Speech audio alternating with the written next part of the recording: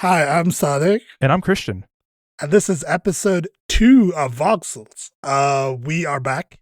This is as we intended. I think a two week. It's on a 2 week schedule. Every 2 weeks we want to do an episode. So here we are. Let's. And can I just say, can I please just interject and say, I'm kind of happy we're not doing a tech podcast right now. I don't think I have it in me to go over any of the current discourses that are going on in the Yeah. world of Let's computers this not. week. I wrote an entire blog post about shit that's been happening. Let's not go into it because I'm also tired of tech discourse. Seriously, I had trouble writing that blog post because I was like, I fucking hate technology. So let's talk about anime instead, which I definitely do not hate. You tolerate. I tolerate anime. Yes, I tolerate. Hashtag tolerate anime. So you have an anime that you really like. So let's talk about something actually good. Something that we like. So what's it? So we had the new season tier list last week, and I didn't add this show to it because this has been an ongoing airing show. It's like at 20 episodes right now, so it's not a show new to the season. So I didn't qualify it for inclusion in what the anime pickup. That was a mistake. That was a mistake. So this show started airing like last season, I think, and the reason I got into this is like Crunchyroll has their anime AI recommendations or whatever bullshit it is, which is really just like probably some sorting list and math, right? It's probably like just some habit tracking algorithm thing and not anything that's AI related. But companies be trying to do get that funding nowadays, so I get it, get the bag. But this show is called Frieren Beyond's Journey End. And bro, okay, so I'm gonna just tell you on the premise of this. I don't even want to like go too deep into spoilers, but I think the premise of it itself alone is intriguing enough to have a conversation on. So Frieren is an elf. Her and two humans and one dwarf go on a party for 10 years to kill the Demon King. In this world, elves live for hundreds of years. Humans live the regular human lifespan that we'd expect in our world. And the thing that makes this interesting is for her, 10 years went by in an instant because of how long she's lived. But for everyone else in the party, that was like their decade. And so the show picks up once they complete their journey and have defeated the Demon King and come back as heroes. And she just disappears. She's like, yeah, I'll see you guys in 50 years, I think. And then she comes back and like all of her friends are on their deathbed. And so the premise of the show is her trying to reconnect with the people she knew for a decade, feeling guilty that she never connected with them while they were adventuring once they've all passed.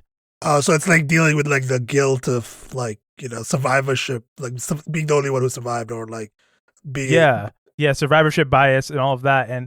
And the way it tells storytelling, it's so well done. Because you maybe once or twice every episode or so get a flashback, but the way the flashbacks are done, it's not in a like forward narrative perspective where it is directly telling you something that's important to the story. It's always trying to show you. So I think a good example, it's not super spoilery, is so she eventually takes on an orphan, which is the adopted daughter of one of the people she went adventuring with. And that orphan is a mage who's really good at hiding her power level, like how much mana she has. And 15 episodes later, in a random flashback, the person who ends up adopting her mentions to Frieren, hey, how do you hide your power so much? Because we know how strong you are, but you don't off-put the energy. And she just explains it. But that's like a little 1-second scene in a completely different other flashback. But if you've been paying attention to the show, you can put one and one together and be like, oh, that's why the adopted kid can hide their power. Because she explained it to that person in that flashback that was about something different. And that's how the story is told. Because there's a forward narrative, right, of like her trying to go through the hero's journey that they went through to, revisit the places that she went for friends and try and reconnect with them once they've passed. But, of course, there's like things along the way. And it is just told from that perspective and that framing device. And it is so, so good. I feel like this is one of those concepts, like it's like pretty hard to pull off. Like it's because you could make it like really kind of cliche and like kind of like the memory stuff, especially like, I don't know, like you could like do all the nostalgia stuff, which isn't as interesting. But if it's trying to do like a more like thoughtful, like reflective, like look at like people's, I guess, like the relationship with death and like trauma and like also like memories and stuff like that. Uh, yeah, that seems interesting. I mean, there's another episode too where it's a show where even on the episodes where nothing happens, so much happens. So there's one episode, the whole plan is she just wants to clean up a statue of one of her friends that someone built in a town. It's a whole half hour dedicated to that, which could be done really boring, but it's more told from the perspective of the orphan girl she ends up adopting, and they use her wondering, why does this person want to clean the statue so much? What does it mean to this person, as a way for them to develop their own relationship with each other. And it is just, listen, I have teared up many times watching the show. It is a fantastic show. I think this is the only show that we've talked about that has like a 4.9 rating on Crunchyroll, which suggests that this seems to be like widely liked. Like it's like seems to be actually good. Like, you know. This is one of those where I don't think sometimes some shows are like, this could only work if it's an anime, this can only work if it's that. This is a book as a manga with the way the story is told. You know, regardless of what format it's in, I feel like this is just great storytelling. This is just a fantastic story. And you know, I know it's like 20 episodes in, it's probably gonna go to 36 from what I read. It's kind of a long show, but that's actually fine. That's actually preferable, because I can't really watch shows that don't have that many episodes. No, I mean, I can't really watch shows as they air. I just forget. Like I just don't have I just forget to watch, and then I leave it to the end of the season and I forget about the show entirely. So if there's actually like a bunch of episodes already, that means that I can actually get invested in the show and not forget. Which is actually good for me. Yeah. Also the dub too. The dub on this show is, it is so I watched the first 18 episodes as dub, only the last 2 are sub only right now. They haven't gotten dubs out for them yet. And the dub, it is so well done. The voice actress for Frieren, oh my god, who is this? I want to give credit where credit's due. Let me stall for a minute. Frieren Journeys. I am always like, I mean, when I used to watch anime, like I used to be like strongly, I mean, not strong, but like very much preferred watching subs, which subs instead of dubs, because a lot of the time, like dubbed voice acting isn't like up to par. Like I feel like it was like, you know, missing, like the voice actors are missing like emotional like stuff in their voice acting. But I mean, the last time I can remember that watching like a good dub of an anime was the original Full Metal Alchemist anime. I don't know if you've watched. Really original, not the remake. I thought the remake was better. No, not not Brotherhood. No, like the original Full Metal Alchemist anime had like a really good dub. Like if anybody else is in the audience, has watched dub version of Full Metal Alchemist, you probably know what I'm talking about. It was a really, really good dub, but that was the last time I remember like a good dub. I think Naruto also had some good dubbing because it was like a really big anime. Yeah, so I have the name though. So this person is Mallory Rodak, and this is apparently like her first leading role from what I can see. Like she's done some other anime like side characters. I've seen some of these shows, and she did a few characters in Borderlands 3, but I'm not seeing any like protagonists on this. Some important side characters. But yeah, no, voice acting is fantastic. You don't watch enough anime to know this is a problem, but I am sick of the amount of like fantasy shows where everyone has a baby voice.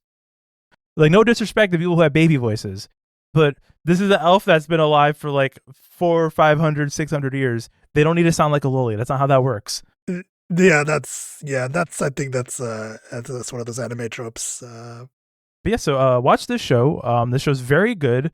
Once again, I know convincing you to watch any anime is always a struggle. It's a difficult proposition, but this one has a better chance because the star rating ain't wrong, and there's no fan service. There's none of it. Every episode I've seen, there's like, so some of the characters are kids, right? So they kind of like childish jokes about the in character, you know, right? It's never anything that's like creepy or anything like that. It is just it is so good. Good show. I'm very happy to see where it goes. And this is probably one of the ones, because I know it's probably going to end where like the manga picks up from here. I will buy the books for it probably when it's done. I would probably buy the books. But all right, so That is my anime follow up for more shows that people should watch. Now, I don't know if this is something people should watch, but people have been forced to, I feel, partake in. I mean, watching is what I've done with this, because I don't want to play it. So we want to talk about, as everybody's talking about, on every video game podcast, every video game article, this past week or so has been about a game called Palworld. You may have heard of it if you follow video game news or discourse at all. Uh, so what is Palworld? That's the question first, is and foremost. Maybe the question first is why is Palworld, but I think we can start with what. So Palworld. Everyone has been saying it's Pokemon with guns because that's the marketing. I'm sure there are guns in this game, but I have not ran into any. So basically, take Pokemon Legends Arceus, a game you have not played, Minecraft, a game you have played, and Ark Survival Vault, a game I've played. Have you played Ark? No, I have. I don't. I'm not really a fan of survival games, so I don't play them. But I am aware of Ark Survival Vault. Yeah. But I've not played any games like Ark or Rust or like Valheim or like those sort of very like survival oriented, where you have to like craft stuff and like like build a base or whatever, right? So I haven't played them. No. Well, so it mixes all three of those genres together into one game. And here's the thing with all the discourse aside about, is it AI generated? Is it a ripoff? Should I simp for the company? All that shit. Put that shit in the trash where it belongs, because the game's actually kind of fun. That's the biggest problem. If you like that genre of game, because you spawn out, you have to do some base building, and then you capture these pals, and then you can have them do automation stuff for your bases, right? You can have them like build resources, all of that. So is there a commentary? And I think the game pokes fun at it. Like there's totally a commentary on like how Pokemon probably is some form of slavery, especially because every character in the game has like a sanity level, depending on how much you work them. So I think the game designers are aware of what they're poking at with this, but it is still like a fun survival game. And I don't go too hard on those. Like I think Kato was saying it, Remap Radio, same thing, because like I'm sort of similar with these. The first 5 hours where you initially get shit started is usually the most fun of any Minecraft-like game, and then afterwards it just becomes a chore, and that's where this falls into. But that's the genre. Some people live for the chore shit, right? Some people live for like those routines and all that. I kind of like, I don't play survival games, but it sort of reminds me of playing like Animal Crossing. Because Animal Crossing has this like similar. I mean, Animal Crossing is not a survival game, but it has this like similar loop, right? Like where you're like doing these tasks, like you're not I mean, you're kind of crafting, but like you're building these small goals to build a bigger thing, right? And like survival games kind of have that, right? Like you're doing small tasks to like towards like a bigger goal, right? And Animal Crossing works like the first, like, I don't know, like 30 hours of Animal Crossing New Horizons like really, really worked. Like it was great, like to just be in the loop doing the thing, but then you get bored. Like I got bored anyway.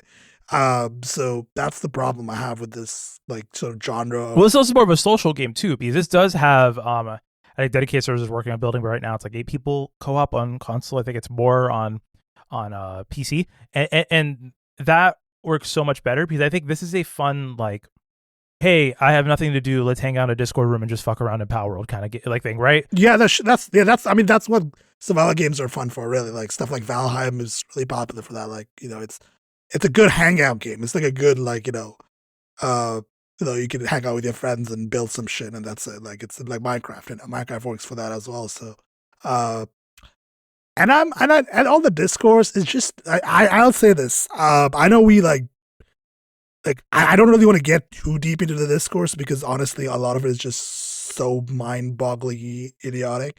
But like, it's this game is like. I think the discourse is just silly. Like I don't understand that people don't need to simp for the Pokemon company. Like you don't need to be like copyright police for the Pokemon company. They can do that themselves. Like that stuff is just. It's very funny to me that people are like, you know who we need to defend? The innocent folks at Nintendo. They never go after anyone. They if they can file a lawsuit or something, they can do it. They are aware this exists. They're not. If you look at any video game company, right, I think Nintendo's legal department is probably the most well financed. Yeah, and they are very aggressive. So the fact that they haven't like done anything about this game, I think suggests that they won't. Like they don't care. Like they just don't see it. Well, and the thing too about these kind of lawsuits is you have to prove, firstly, it's like a copyright infringement, a ripoff or whatever, and that it has harm. And there's the downside of every copyright lawsuit is, what if the judge says no, it is not? You open the door to other shit. That I feel like that is probably why they haven't gone after them yet. And Nintendo probably also sees like a PR nightmare. Like, if you do a lawsuit against this game is so massively popular that attacking it will just cause it like people will not be happy with Nintendo. Like it'll cause like a PR. It's a PR problem. Like it's a PR disaster. If you just let this slide, like you just be like, this is fine. I mean, I don't think it's copyright or trademark infringement. I think like what I've seen of like the quote unquote pals in the game, right? The creatures, like they are legally distinct from actual Pokemon designs. So I mean, it's a ripoff, obviously, but it's like, who cares? But like at the same time, like Drake ripped off the whole continent of Africa for his musical style, and no one seemed to care. Jesus. Yeah, that's another can of worms. He ain't Jamaican. Why he talking like that? No one in Toronto talks like that. I know people from Toronto. That's some people. Well, except for those who immigrated from. Toronto talk obviously, like that, yes. immigrated from, but not the white boys in that part of the city. All right. Let's stop there before we like have like an entire discourse about. But yeah, Palworld's a good game. Palworld's a good game. I'm excited to see where it goes. I'm curious. So everyone's talking about, is this like a short burst or is it a long tail?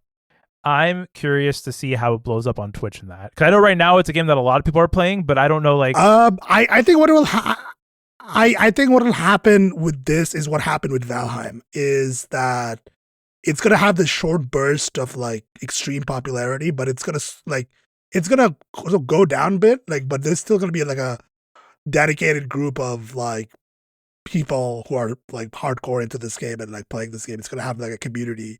Right, so it's not going to be as popular. Like, I don't think it's going to become Minecraft, but like it's going to have like a following. I think that's what's going to happen. Which is fine. Good for them, I guess. And do we have? I think we can definitely prove like any of the assets were generated using. Who cares? Okay, listen. I don't. God fucking damn it. Okay, I'm getting myself 5 minutes max to talk about this. This is this game of a small studio who's on a shoestring budget, who probably is mostly financed by the Game Pass deal. Okay, from what I can tell, there's not VC money going into this. And I didn't, to be clear, there could be VC money going into it, but it's 2024. There's no VC money around right now. It's like no one. AZ whatever is not funding Pokemon ripoffs.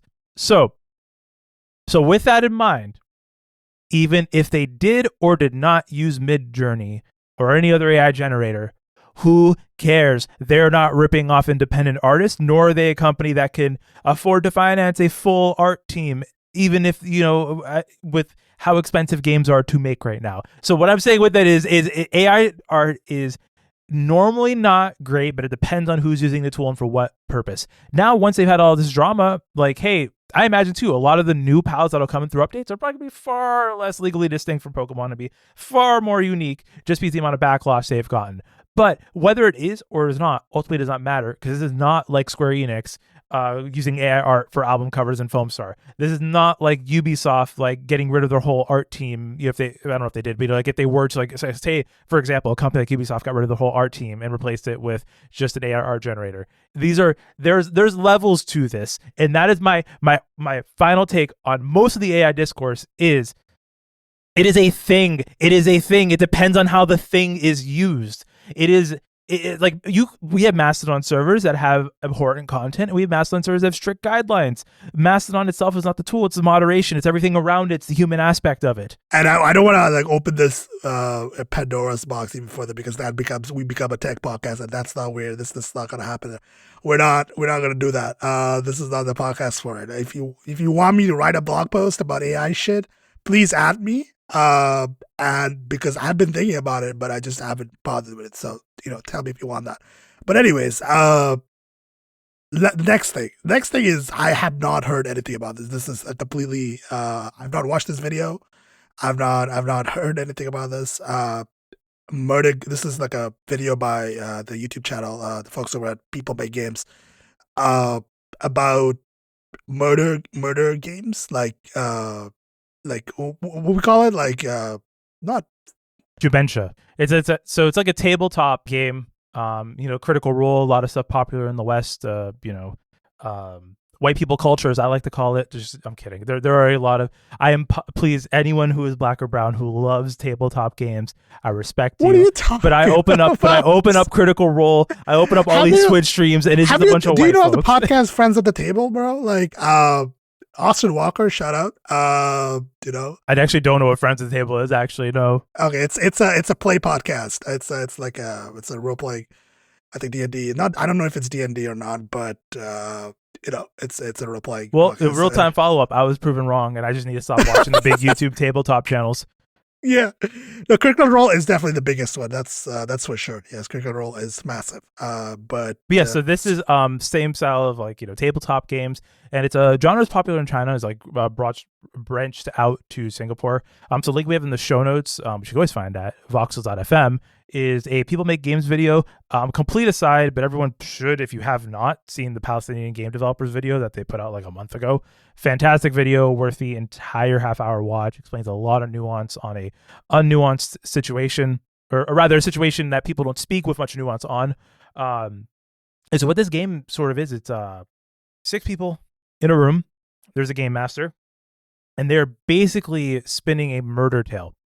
So you're handed information, right, that you have to yourself, and the character you're supposed to be playing, and it's basically like a whodunit murder mystery where someone dies, and then as the game progresses, right, the game master only steps if needs be, just is there to move the story along. You people have to question each other, talk to each other, and figure out who actually committed the murder, which is great. Like I feel like there is not enough, at least in the West, right, experiences for tabletop content where you can just go out to a place and like meet random people and like have a game. Like I don't down here in Florida, I don't know of any. I don't know if you know any in Toronto, like places where you go and they do like D&D, like they have game escape rooms that I've seen, but not anywhere it's like, hey, yeah, like I'm gonna go down here, get some food and sure, let's do like a quick campaign of like this short D&D session or whatever. I think that does exist. It depends on where you are. I think Toronto has stuff like this, but also I'm not a tabletop RPG person, so if anybody is in our audience and has experience with this kind of like in person at like a board game shop, usually board game shops usually sometimes do these kind of things.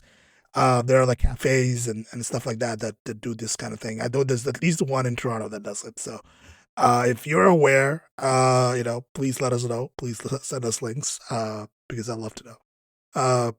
But yeah, this seems fun. This seems interesting because I'll be honest, I don't really care about D&D. This is not to like, I'm not saying that in like a rude or like anything. Like I don't think D&D is bad. Like I don't have a strong opinion on D&D. Is that? Well, no, I feel like it's one of those things where it depends on the session you have. Like it's just a thing.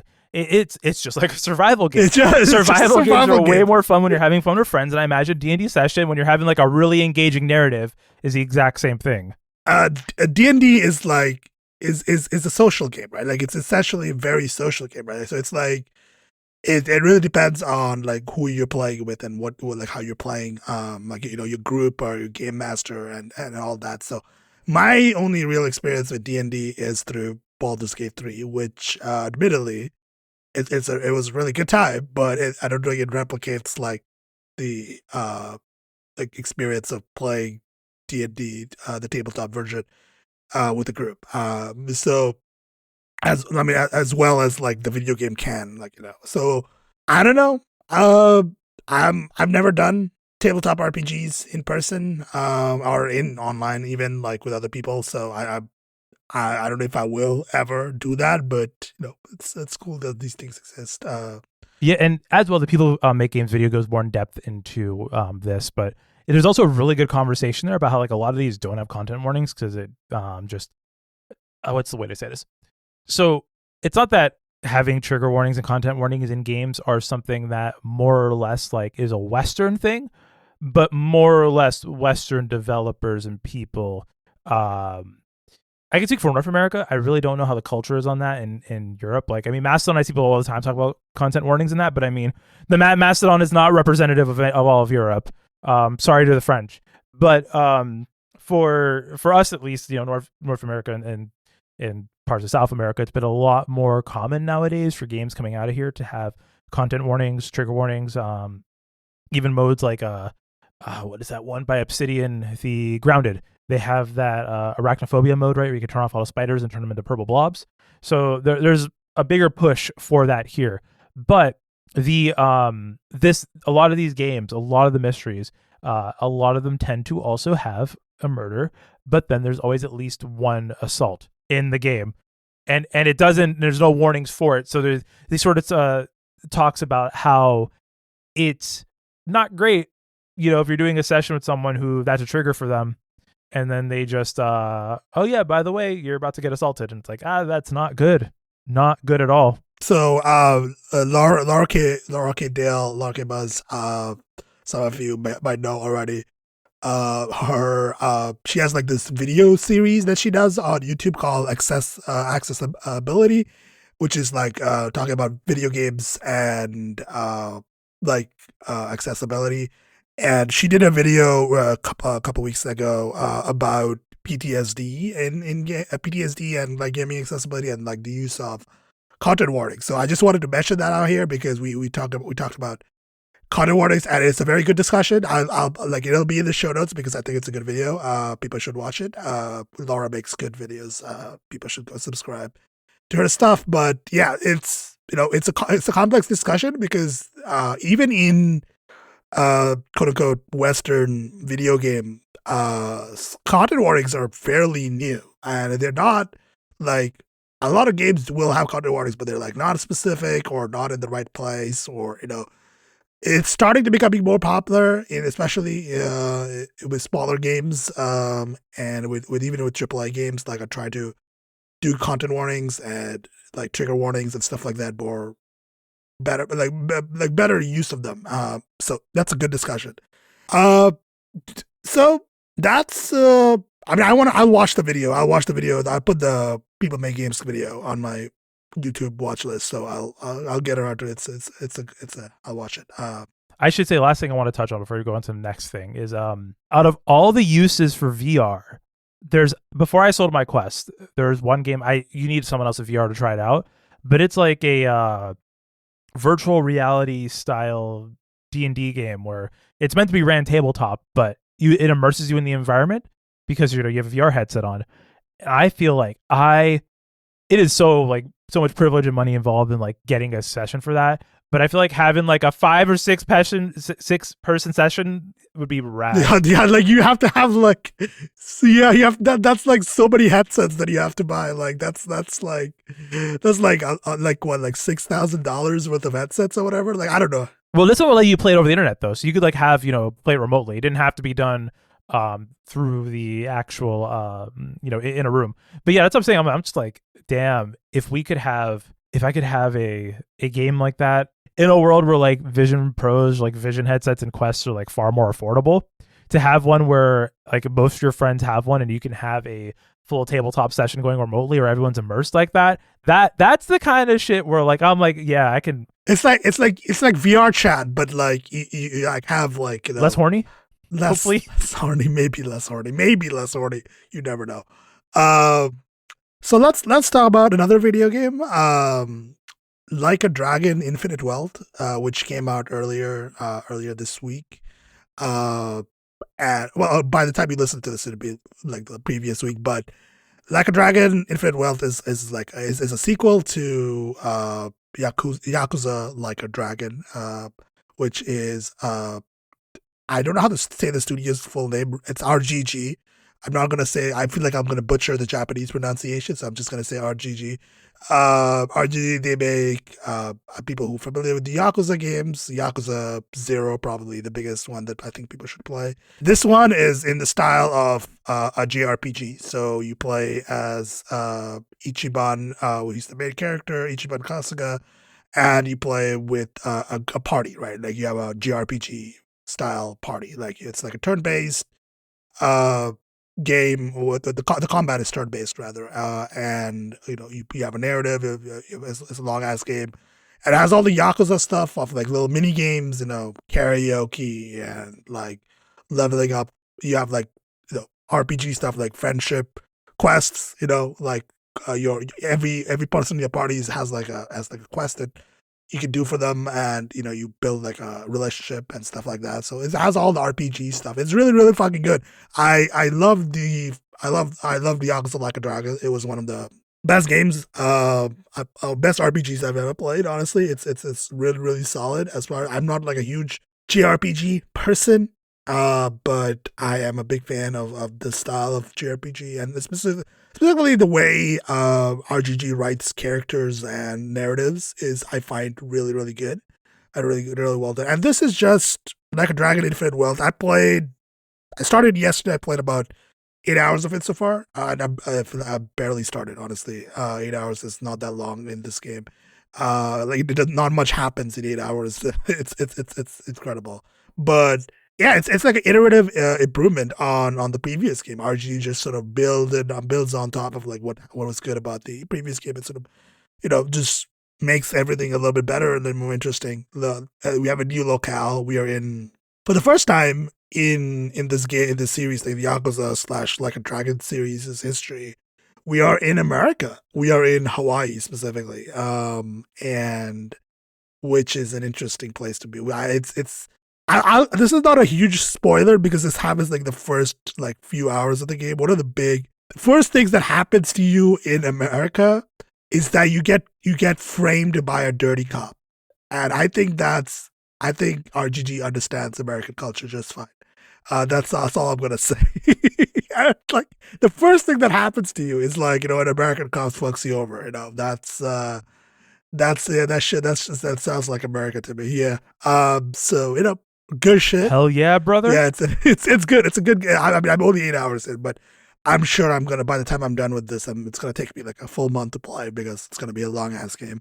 But I'm enjoying it. It's been good so far. Rock Paper Shotgun has a review of it. I'm sure there's other reviews, but so far it's I'm really enjoying it. Have you played any of the Yakuza or Like a Dragon games? So actually, that's was I was gonna sort of where I wanted to come in this conversation is. So I've played parts of the brawler ones. I have not beaten them when they're on Game Pass. I played a few of Yakuza 0, I think. I didn't never beat it though. But my question for you here is: was the switch to, because it seems like now all of the mainline games are going to be turn based. Do you think that was the right move to make? Because it was just like free brawler run around beforehand. Yeah. So personally, my opinion on this is I find like the brawler stuff is fun, but personally, I prefer the RPG style, like the RPG style turn based combat. I didn't used to be a big fan of RPG like turn based combat, but like the way this game does the combat is really really interesting. Like the sort of the way the systems are designed, like the status effects and how they improve that system in Infinite Wealth, and like how you can like sort of chain attacks between people in your party, and like positioning is important and like all that kind of stuff. Uh, I find it personally far more interesting than the brawler style combat in the previous in like the mainline Yakuza games. And I'm not that I don't like those, but like this is I feel a more enjoyable experience. and it keeps getting it stays interesting throughout the game, which is one thing. One of those things is like the brawler combat is fun, but it's like very like once you play like Yakuza 0, like or if you have the Yakuza Kiwami 1, Yakuza Kiwami 2, you guys get sort of bored of the combat after a while because it's very repetitive. Especially when the game throws like repetitive waves of enemies at you, you're just like, ah, man, let's get this shit over with, right? So this I think feels more like a tactics game in that way. Like you have to think about combat more tactically. Like when do you use guard? When do you use an item? Like you and the turn based order. Like which enemy is gonna attack you next, right? So you can like sort of like manage have this tactics layer to it, which is I find super interesting, and it makes fights more dynamic and just more fun. Sort of like a bit of XCOM style like gameplay going on, which makes things just more overall just more interesting and more dynamic throughout the game. So that's my take on whether it's good or like the RPG stuff is, but yeah. No, I get that. Yeah, that makes sense. I have another question too, because I heard good things about this. Have you gone to the dating mini game yet? I have not. Still pretty early. That stuff I don't think unlocks until a little bit later. So I'm curious how that. Yeah, there's a lot of mini games. Yakuza's big thing is Yakuza slash Like a Dragon. It's like the big thing is mini games. There's so many fucking mini games, and honestly, I've never engaged with a lot of the mini games, but I did engage with like the real estate mini game in the previous game. So I'll expect there to be at least one of the mini games in this one that I'll engage with. I tend to prefer like straight up narrative stuff personally, but I'll see. I haven't really engaged. The mini game stuff isn't really introduced to you yet. The game is still doing the early like we're in like chapter 3 and it's still doing like some introductory stuff, which is why I haven't engaged with in the mini games yet. So we'll see. We'll see if what I think of this in like a month. Like in like next month, ask me how I'm feeling about this game. So that's probably my Yeah, we'll totally follow up on it. But yeah, so next up we got the books corner. We got books corner. I'm excited. I'm excited for this. I've read some. I will not talk about the light novels and manga I read in public. So this is all you. Okay, that's fair. So I read. I'm back into reading in a real way. I'm trying to read more always. So I'm doing like at least one book a month, but I can do more than that. So I've read four books in January. Starting off with the reading list by Sarah Nisha Adams. I picked this up on this. I saw this on I think on the Kobo ebook store on sale at some in like December, I think. And I picked it up. I thought the premise was interesting, so I was like, it was like $3 or whatever. I was like, sure, I'll buy it. So I bought it. It is really nice and heartwarming. It's this like sort of contemporary fiction about like sort of the importance of libraries as centers of community and like how books and libraries can like sort of build community. And it's about these two characters who both have like a lot of problems in their lives and like are trying to deal with that. And like, so they use these different books, to sort of understand their own reality. And it's really, I think, really well done and heartwarming. And it's also like, it doesn't like, it's not like it's like, it doesn't use like books as like magic where it's like, oh, your books are going to solve all your problems. But it's like more realistic. Like, it's a nice cozy, maybe not cozy, but it's a nice sort of reflective, like, read. I think it's pretty good. Worth your time for sure. Next two books are both in the same series. I read two books by Heather Fawcett. I read the first book of the series, the Emily Wilde series, which is the series here. Emily Wilde's Encyclopedia of Fairies, and this is a fantasy novel, uh, sort of historical fantasy, I'd say more than anything, and also it uses a lot of lore about fairies, fae, and it does it really, really well. The author really did her research when it comes to like fairy mythology, and like it makes good use of fairy mythology in a way that I haven't seen in a while. Honestly, it's some of the best use of mythology, like that specific mythology, and it's really, really well done. The characters are very fun, and the book is genuinely quite funny in some places and heartwarming and charming. The characters, there's a romance subplot, and I didn't hate it, which is and in fact I really like the romance subplot. I think it's for a lot of uh, small mini rant is that a lot of fantasy, especially YA young adult fantasy, have these like romance side plots, and they're bad. Like a lot of them are bad. Like they're just like kind of in there just for the sake. It's like a genre trope at this point, and it's like, can we not do like a shitty romance subplot that's kind of boring? Like, but this one like really does sort of builds the romance well, and it treats it like a important part of the narrative. And sort of I read Encyclopedia of Fairies, which is the first book, and I also read the second book of the series, which came out actually the week after I read the first book, which was great timing. Emily Wilde's Map of the Other Realms. It's just a lot of the same stuff happening in a different location, and we added some new characters, and the interactions are still really fucking good. So if you're looking for a new fantasy series to read, it's not complete. I think there's going to be a third book. Yeah, there's going to be a third book in the series. The author has indeed confirmed that. But if you're looking for a new fantasy series to dig into, the Emily Wilde's really good shit. Heather Fawcett doing good work here. Last book. This is the second book in Becky Chambers' Wayfarers series. I read the first book in 2022 when I was doing my reading challenge that year, where I did like one book a week. Close to Common Orbit is the second book of the series, and honestly, this shit is the straight up the best sci-fi out here right now. Like, no, I don't think anybody's writing sci-fi as well as Becky Chambers is right now. It's straight up some of the most humane, the most compassionate and well written like sci-fi stories that I've read in a long time.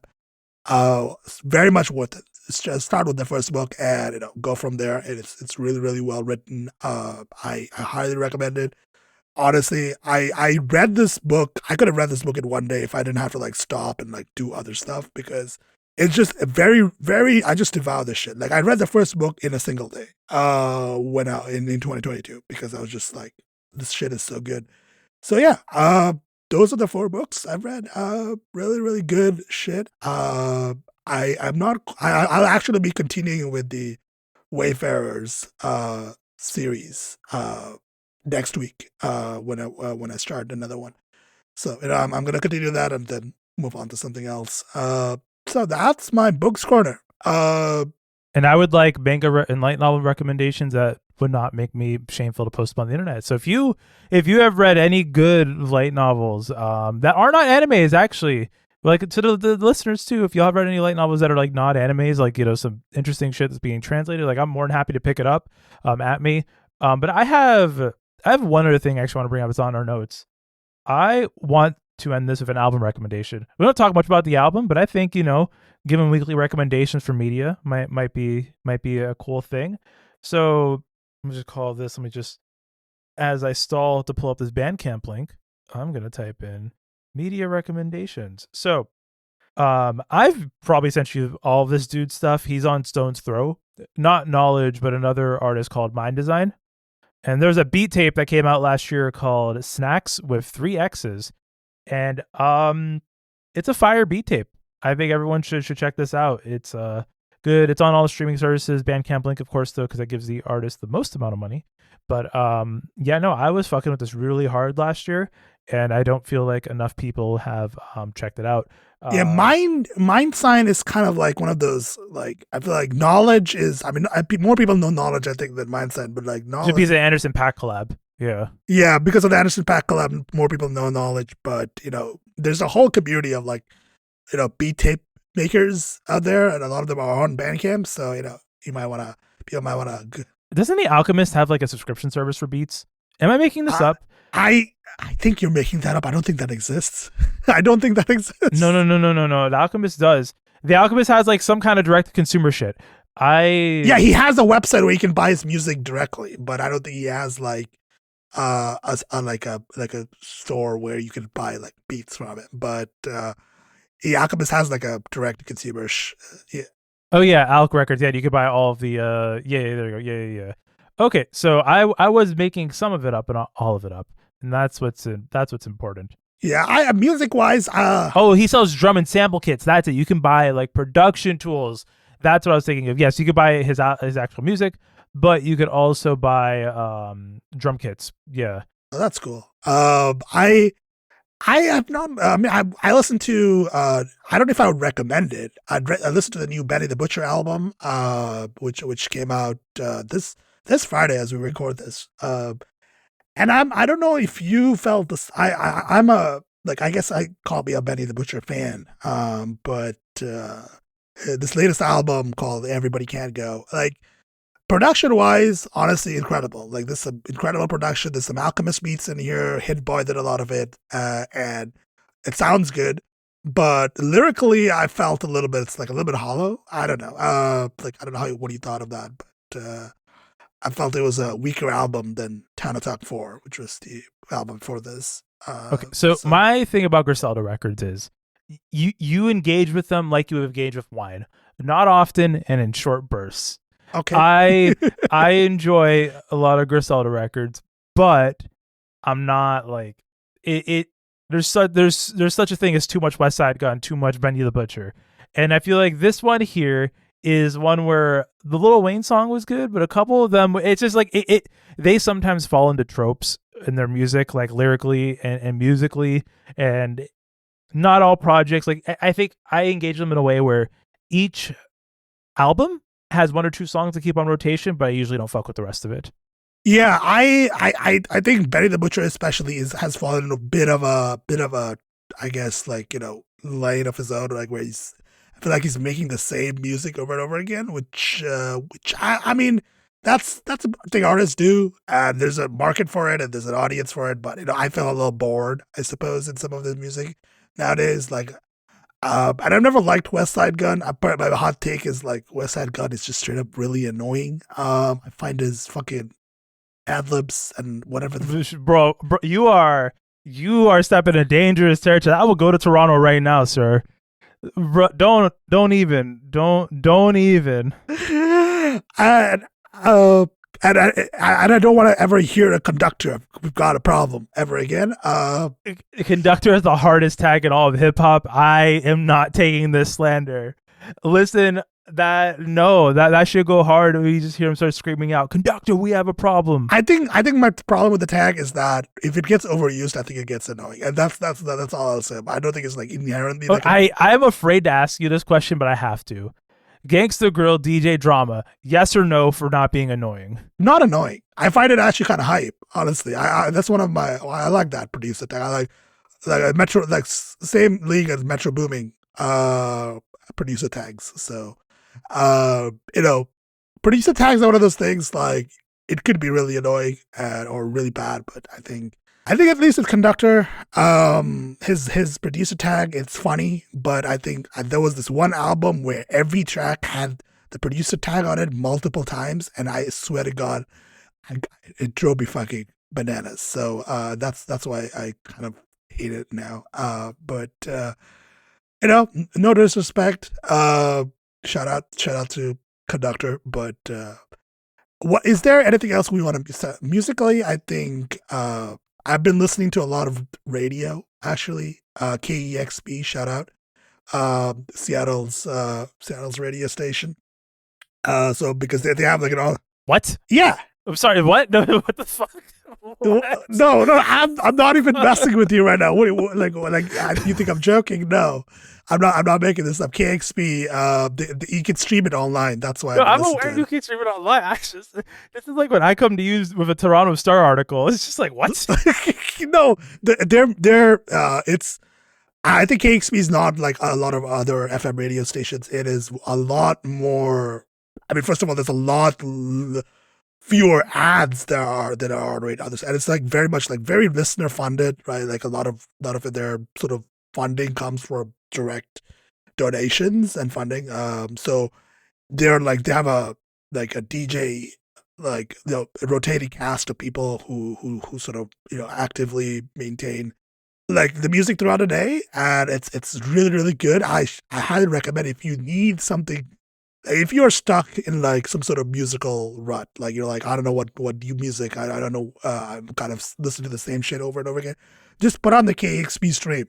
I listen to it throughout the day. Honestly, it's kind of good. I've discovered a bunch of new shit through it. So, I'll link a playlist that I put together, which of stuff that I've discovered through KXP. So, in the show notes. So if people wanna listen to it.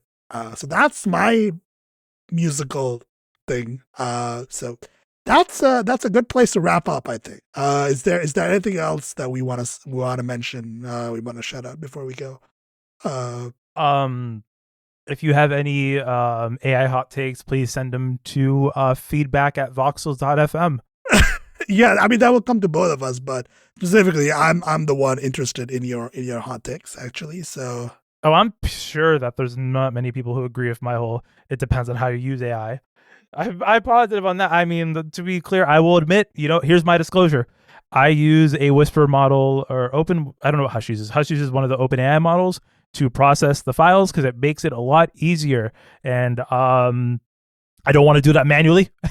I'm not paying someone to do the work. I would be doing it myself. I mean, do you not use for the transcripts? Is that for the transcripts? Both. I use Hush to remove background noise. I mean, Hush is not OpenAI. Hush is like a local model. Like it's an OpenAI model ran locally. And Whisper, so I use a transcription app as well. It uses the Whisper model ran locally. These are both using OpenAI models, yeah. Okay, I did not know what model they were using. I thought it was like, yeah, they're using. I don't know if it was Whisper. Hush is using another one, but I believe they're both like either OpenAI ones. All right, let's wrap up this before we talk about AI models. So as always, you can find us on voxels.fm. You can find all the show notes, all the links and everything. You can find me on Mastodon at packetcat@10forward.social and on my website, sadiqsave.com, and my blog, nullrouted.space. Please go read my blog. Put it in your RSS feed reader, as the kids say. Christian, where do people find you on the World Wide Web? Yeah, you could find me on Mastodon, posting about the 20th anniversary of Madville news coming up next month. Could be a fun episode when that happens.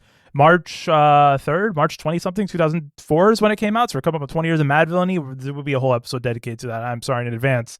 But at lo-fi carrots at mastodon.plus, which is spelled MSTDN, because vowels are expensive in domain registrars. And you can also find me on my website, chosefine.website. But yeah, until next time, I hope we can still stay friends despite my opinions, and bye. Yeah, goodbye.